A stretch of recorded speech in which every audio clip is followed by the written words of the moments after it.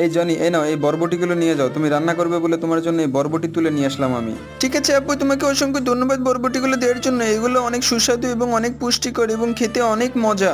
তো বন্ধুরা, আজকে আম্মু বাসায় না থাকায় আজকে আমি রান্না করব। আব্বু কিছু গোশ কিনে আনছে, সেই গোশগুলোর সাথে বরবটি এবং আলু দিয়ে একসঙ্গে রান্না করব। তো তোমরা আমার জন্য দোয়া করো যেন রান্নাটা খুব ভালো হয় এবং খেতে অনেক সুস্বাদু হয়। তো আমি গোশগুলো ধুয়ে সুন্দর করে এক জায়গায় রেখে দিলাম। এবার আমি বরবটিগুলোর দুইটা মাথা সুন্দর করে ছোট ছোট করে কেটে নিব এবং সেগুলো একসঙ্গে করে নিব এবং তারপর সেগুলো আমি পানি দিয়ে ধুয়ে নেব সুন্দর করে, যাতে কোনো ময়লা না থাকে এর ভিতরে।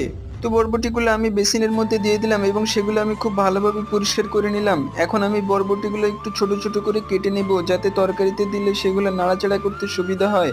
তো আমি আলু আর বরবটির সাথে গোশের মধ্যে দিয়ে দিলাম। তো এবার আমি এর ভিতরে একটু পানি দিয়ে দিলাম এবং তেল দিয়ে ঢেকে দিয়ে দেবো এটাকে। তো বন্ধুরা, এটা ছিল প্রথম পার্ট। দ্বিতীয় পার্ট দেখার জন্য এবং তুমি যদি তোমার বাবা মাকে ভালোবেসে থাকো তাহলে ভিডিওটিকে